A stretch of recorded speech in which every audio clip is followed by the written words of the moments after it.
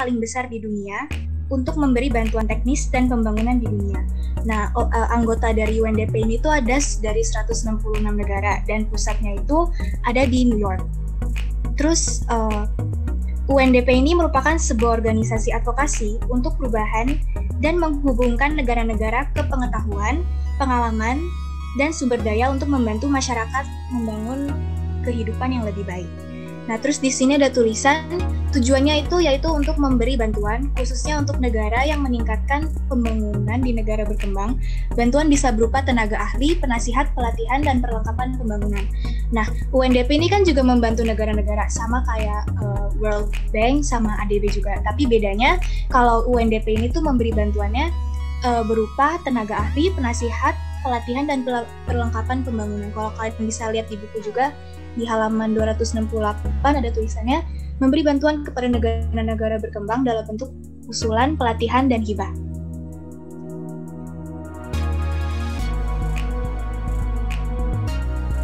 Nah, selanjutnya UNDP ini tuh punya fokus, ada 5 fokus. Focuses primarily on 5 development challenges. Jadi ini tuh fokus UNDP, apa sih yang mau UNDP ubah dari negara yang dia bantu ini. Yang pertama itu ada mewujudkan pemerintahan dengan sistem demokratis. Jadi UNDP itu di sini mendukung pemerintahan, yaitu dengan kayak menyediakan nasihat kebijakan dan dukungan teknis, peningkatan kapasitas kelembagaan, dan dia ini tuh membantu kayak mempromosikan dialog dan negosiasi, dan dia tuh ngasih berbagai pengalaman dari negara-negara yang udah berkembang buat negara yang mau dia bantu ini. Terus yang kedua itu ada penanggulangan kemiskinan. Kalau yang kayak kita tahu kan negara-negara itu banyak banget yang kayak masalah utama di negara mereka itu adalah kemiskinan. Nah, di sini tuh UNDP itu mau membantu buat menanggulangi kemiskinan. Dia bantu itu dengan cara dia tuh bikin program-program yang menghubungkan kemiskinan supaya nantinya itu masyarakat miskin ini tuh dapat keuntungan dari globalisasi, dan dia tuh mempromosikan, contohnya itu ya ada peran perempuan dalam pembangunan. Dia ini kerjasama dengan pemimpin lokal dan pemerintah untuk memberikan kesempatan bagi masyarakat miskin untuk membuka usaha dan nantinya bisa investasi. Habis itu yang ketiga itu ada pencegahan dan pemulihan setelah krisis. Ini tuh UNDP bekerja untuk mengurangi risiko bencana atau konflik bersenjata dan memajukan pemulihan dini setelah krisis yang terjadi. Contoh-contoh program yang udah dibikin sama UNDP itu yaitu proliferasi senjata ringan, strategi untuk mengurangi dampak bencana alam, dan program untuk mendorong penggunaan diplomasi dan pencegahan kekerasan. Habis itu yang keempat itu adalah menanggulangi masalah lingkungan energi. Yang ditulis di situ ada perluasan energi dan keseimbangan lingkungan. Ini tuh berarti UNDP itu bekerja sama dengan negara-negara untuk memperkuat kapasitas mereka untuk menangani masalah-masalah lingkungan global. Contohnya kayak polusi. Karena kan sekarang banyak banget negara yang udah tercemar. Jadi UNDP ini tuh membantu supaya meringankan polusi-polusi yang ada.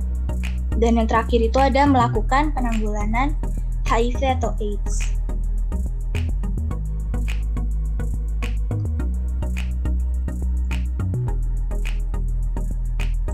Terus yang terakhir itu ada dampak positif UNDP bagi Indonesia. Yang pertama itu UNDP membantu Indonesia untuk mengatasi masalah HIV atau AIDS yang ada. Karena kan di Indonesia saat ini tuh HIV atau AIDS ini tuh lagi marak banget kan. Jadi UNDP itu membantu gimana sih caranya mencegah adanya HIV ini. Terus yang kedua membantu kemiskinan. Kayak yang udah aku bilang tadi, kalau misalnya kayak di banyak negara itu kemiskinan tuh jadi kayak masalah utama juga. Jadi di UNDP ini membantu Indonesia, apalagi kan kita tahu Indonesia banyak banget pengangguran, banyak banget kesenjangan lah antara yang kaya sama yang miskin. Jadi dia membantu untuk mengurangi pengangguran juga. Dan yang ketiga yang aku bilang tadi ada membantu masalah lingkungan. Dari kayak dia membantu untuk mengurangi polusi itu. Dan yang terakhir dia membantu dalam masalah keterpurukan politik, ekonomi, sosial budaya, dan ketidakberhasilan pendidikan nasional yang mengakibatkan biaya pendidikan di Indonesia itu terlalu mahal untuk ekonomi masyarakat. Dan UNDP ini tuh juga dipakai sebagai indikator dan pertimbangan dalam penyusunan target-target dalam APBD.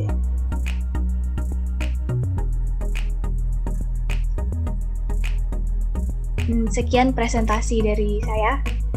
Ada yang mau ditanya?